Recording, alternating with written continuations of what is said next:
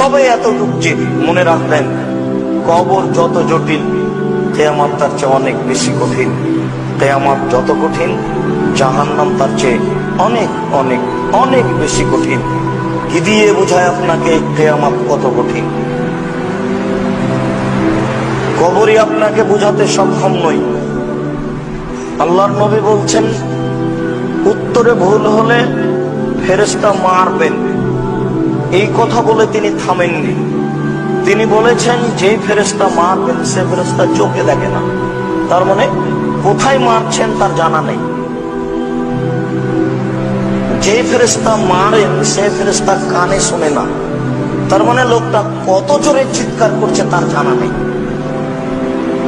তাহলে আপনাকে আমি বুঝাতে পারবো ব্যক্তি কেমন, কত জোরে মারবে। একজন পুলিশকে যদি বলা হয় যে একে 100 লাঠি মারো, তাহলে প্রথম লাঠি যত জোরে মারবে শেষ লাঠি তত জোরে মারতে পারবে না। কেন? ও মানুষ, খায়, পেশাব পায়খানা করে। আর যিনি কবরে মারেন তিনি খান না, পেশাব পায়খানা করেন না, তার শরীরে কোনো ক্লান্তি নাই, ক্লান্তি বুঝেন না। কোথায় মারছেন তার জানা নেই, কত জোরে ব্যক্তি চিৎকার করছে এটা তিনি বুঝেন না। শুধু আল্লাহর নবী বলেছেন, মারলে ও চিৎকার করে, এত জোরে চিৎকার করে,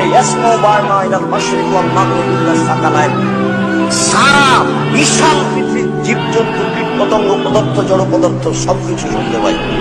এই বিশাল পৃথিবীতে যত কিছু আছে, এখান থেকে 50,000 কোটি কিলোমিটার দূরে যে বস্তু আছে সেও শুনতে পাচ্ছে আপনার এই কবরের শাস্তি।